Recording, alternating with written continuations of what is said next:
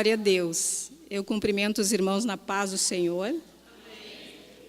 Motivo de alegria, né, e responsabilidade de estarmos aqui neste lugar.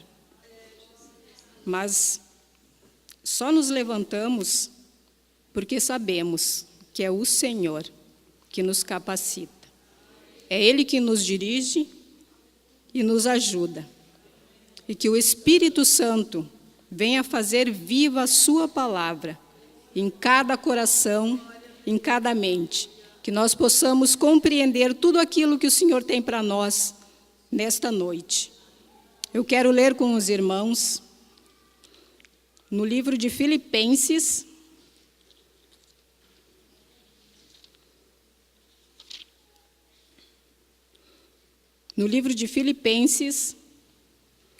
no capítulo 4, versículo 8.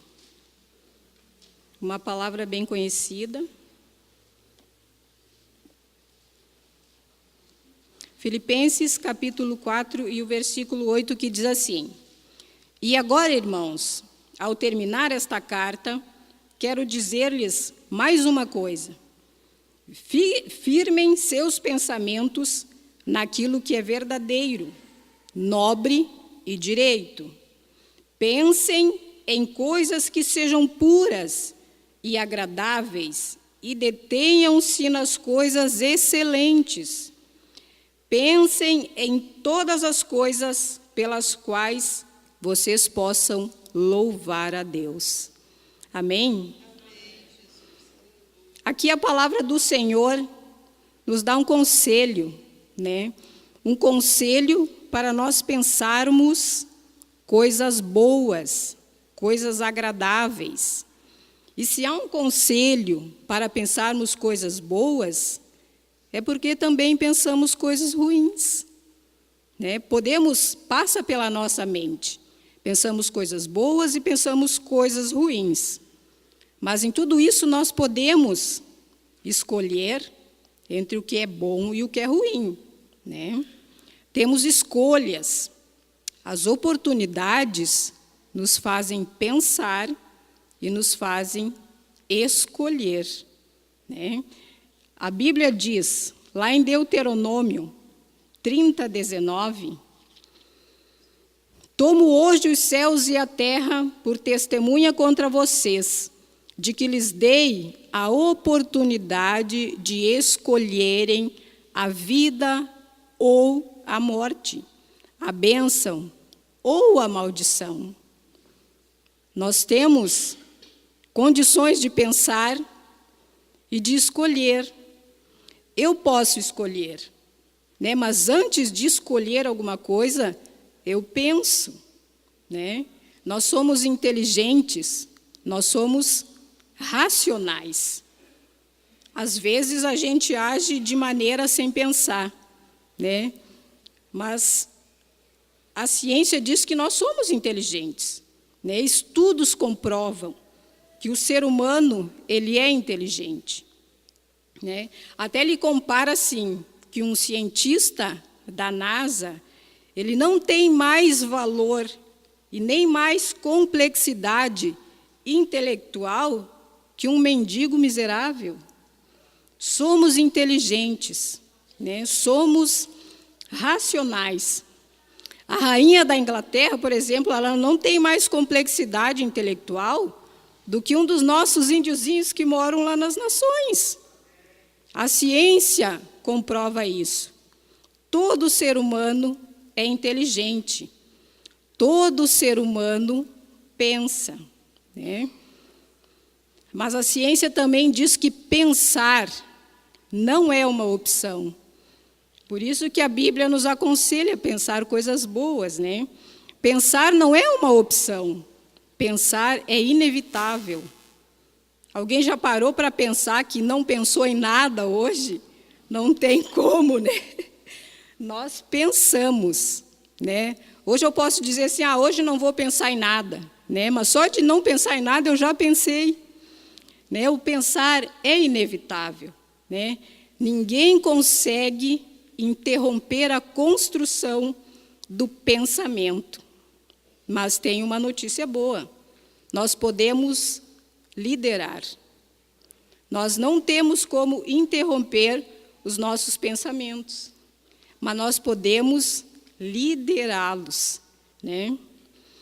Estes estudos científicos foram feitos, né, por mais de 20 anos, por um psiquiatra. Ele é psiquiatra, professor e escritor. Eu acho que é conhecido de muitos aqui. O Augusto Cury, né? Ele fez essa pesquisa científica, né? E ele era um homem, ele era ateu.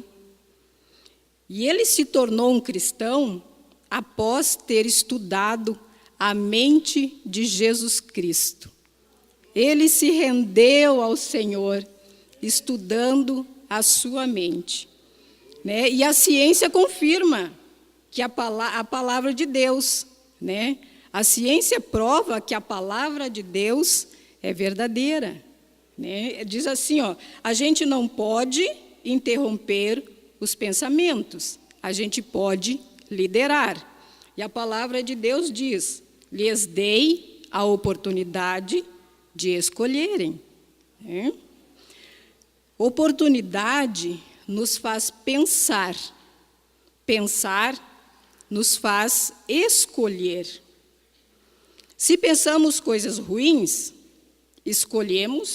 vamos escolher coisas ruins, e a consequência será ruim. Mas se nós pensarmos coisas boas, vamos escolher coisas boas e, consequentemente, vamos ter coisas boas, consequências boas. Que nem eu posso dar um exemplo assim bem simples do dia a dia, né? As mulheres, né? A gente tem aquele paninho que a gente seca a pia. Aí a gente botou de molho na quiboa aquele dia, deixou ele branquinho, limpinho, né? E daí o esposo resolve ajudar. Ele faz um suco de laranja, prepara, né, faz umas bagunças ali na pia, né, mas ele usa lá o espremedor, ele lava, deixa tudo limpinho. Com aquele pano branquinho, ele limpa a sujeirinha da laranja. E o nosso pano branquinho fica sujo. Já era. Já era. E daí assim, né? Podemos escolher. Se nós escolhemos coisas boas, vamos ter consequências boas. Se nós pensamos coisas ruins, vamos ter coisas ruins. Eu posso pensar, puxa vida, né? Sujou meu pano, deixei de molho na quiboa, fiquei com as mãos fedendo, né? E daí vai dar estresse, a gente vai ficar estressada. Não, mas nós temos como escolher o que pensar, né? Puxa vida, ele veio aqui, me ajudou, fez um suquinho, né? Ia ter o almoço, não ia ter suco, e ele fez, deixou tudo limpinho, tudo organizado, né? Vai ser mais fácil, vamos ter ajuda novamente, e não vamos nos estressar. Podemos escolher nas coisas simples da vida, do nosso dia a dia, no nosso dia a dia. Eu creio que muitas coisas o Espírito Santo traz à mente de cada um, né? Porque assim, ó, e se a gente viver estressado e reclamando, né, a gente vai ser infeliz. Quando a gente não consegue enxergar as coisas boas, a gente vai mendigar a alegria. A gente vai ser infeliz. E se nós pudermos olhar sempre o que é belo, as qualidades, né, a nossa vida será diferente. O humor será diferente. Seremos pessoas felizes, né? E a Bíblia diz, lhes dei a oportunidade de escolherem. Você vai escolher, né? Se você vai ficar estressado com o teu marido ou se tu vai ficar agradecida a ele, né? As circunstâncias boas ou ruins da vida, elas nos dão oportunidades, né? Elas nos dão oportunidades de escolher a todo o momento. Então, a gente escolhe todo momento da nossa vida, toda circunstância, é em casa, na família, no trabalho, circunstâncias se levantam. E nós temos o poder de decidir, pensar e decidir, né? Que possamos decidir por coisas boas. Coincidências, elas não são a rota do sucesso. Boas escolhas, sim. Né? Eu quero ler uma história com vocês que diz assim, sobre as escolhas. Porque diz, né, que coincidências não são a rota do sucesso. As boas escolhas, sim. Era uma bela manhã de sol. Muitos se preparavam para ir trabalhar enquanto o rádio e a TV informavam a guerra do tráfico e a invasão da polícia no morro. Os tiros e as balas perdidas já eram comuns para aquelas pessoas. Essas notícias faziam parte do seu cotidiano. No entanto, a diferença na noite passada que fazia Dona Júlia chorar foi a perda da sua filha Ana Luísa, não por balas perdidas, mas por um parto complicado, que acabou deixando um raio de esperança em Dona Júlia. 2 meninos nasceram gêmeos, lindos, fortes e nutridos, apesar da luta da mãe em viver escondendo-se e fugindo com o pai das crianças, um traficante e bandido cruel, que havia nascido naquela favela e se tornado chefe do tráfico. Dona Júlia sobrevivia da venda de sorvete e de picolé, e a dor da perda da filha misturava-se à alegria da quebra dos laços que tinha com seu genro. De repente, vem-lhe a triste ideia de seus netos serem levados por ele. Então a avó ora a Deus, pedindo para aqueles meninos ficarem ali. Afinal, era o que lhe restava de laços com Ana Luísa, sua única filha, de quem jamais esperava tornar-se mulher de bandido. João e Pedro cresceram criados pela avó. Seu pai os visitou algumas vezes. A fama dele percorria as favelas, as bocas de fumo e os noticiários dos jornais. Até que um dia foi preso. A pena para os seus crimes ultrapassava 90 anos de prisão. Um alívio para Dona Júlia. Agora poderia criar os netos. Não podia mudar o destino do morro. A qualquer momento, uma bala podia alcançá-los. Notícias como essas ela ouvia sempre, mas acreditava que a vida poderia ser melhor para os seus netos e o futuro menos doloroso como o da filha. João e Pedro foram colocados na escola pública, mas Dona Júlia era muito exigente. Os mesmos erros cometidos com a filha não podiam repetir-se. Era rigorosa com os meninos, mas a sua criação rígida não ajudou muito. Aos 14 anos de idade, numa hora em que deveria estar na escola com seu irmão, João cometeu seu primeiro crime. Assassinou um homem em uma tentativa de assalto à mão armada. A vida do jovem seguiu um caminho triste. Aos 16 anos foi preso e levado para uma casa de detenção para menores. Depois que saiu de lá, não demorou muito para se tornar um bandido procurado e perigoso. Uma dor para Dona Júlia, que via as mesmas histórias com os filhos de suas amigas e com tantas outras que perdiam aqueles que amavam para o crime, para as drogas ou para as balas perdidas. Era como se não houvesse saída daquela situação. Pedro, felizmente, seguiu outro caminho. Enquanto seu irmão era preso aos 16 anos, ele terminava o ensino médio, fez vestibular para a universidade pública e por 3 anos não passou, mas na 4ª tentativa foi aprovado. Para ajudar nos estudos durante o dia, guardava carros no próprio pátio da universidade e à noite estudava medicina. Pedro ficou conhecido na faculdade por sua luta e força de vontade, seu amor por sua avó e seu elo paterno com o homem que deixou aquela cidade apavorada. Pedro era filho do conhecido Machadinho, assim chamado pelos crimes bárbaros, de cortar suas vítimas com uma machadinha. Seguindo os estudos, Pedro conseguiu um estágio, sua vida começou a melhorar e ele dedicava-se cada vez mais aos estudos.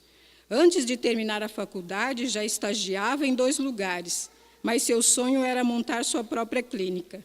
E assim aconteceu.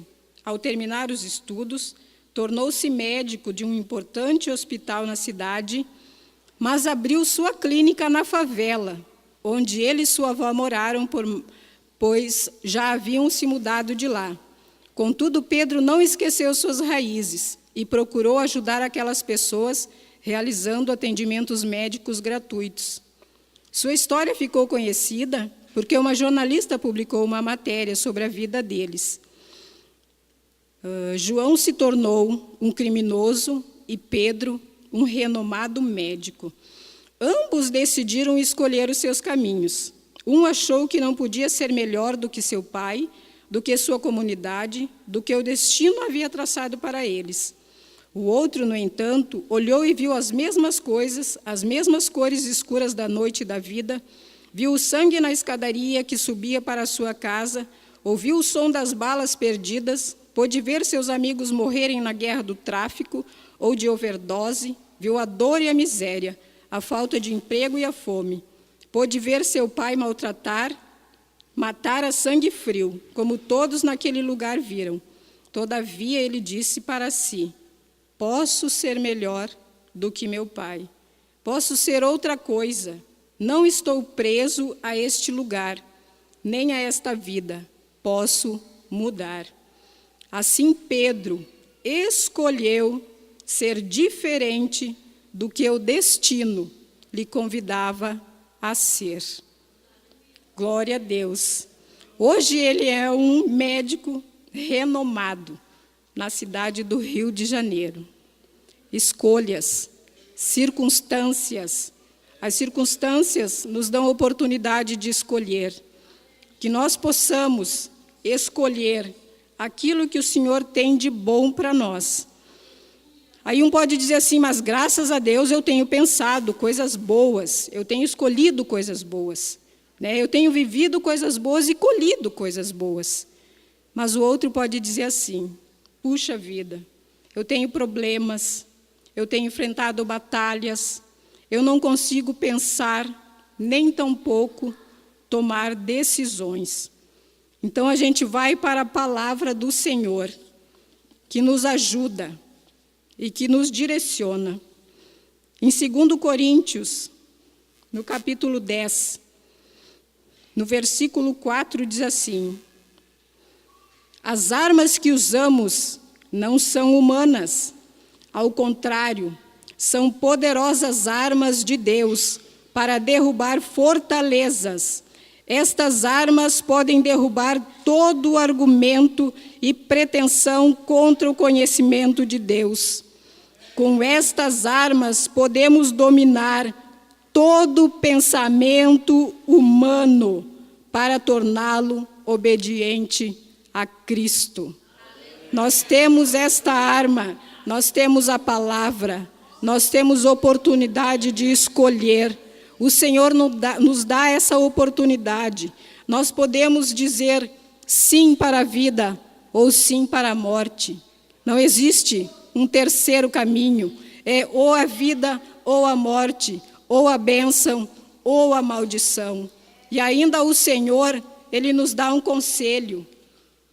Neste mesmo versículo, Ele diz assim: ó, escolham a vida para que vocês e seus filhos possam viver. Tomem a decisão de amar o Senhor, o seu Deus, de ouvir a sua voz e de ficar junto a Ele.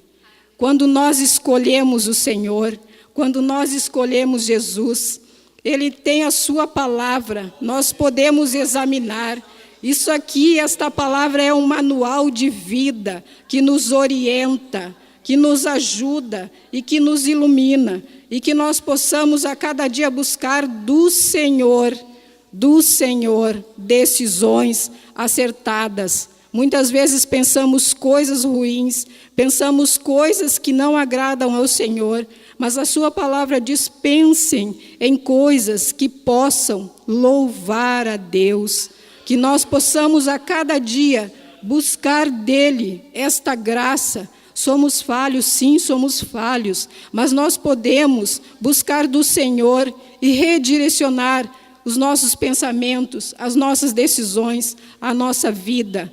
Tudo nós podemos colocar nas mãos do Senhor, e Ele está pronto e prontinho para nos ajudar. Ele está só esperando nós dizer: sim, Senhor, eu quero o Senhor, eu escolho Deus, eu quero, Senhor amado, a Tua palavra para direcionar a minha vida em todos os momentos, em todas as áreas, na minha família, no meu trabalho. Que nós possamos, a cada dia, escolher o nosso Deus.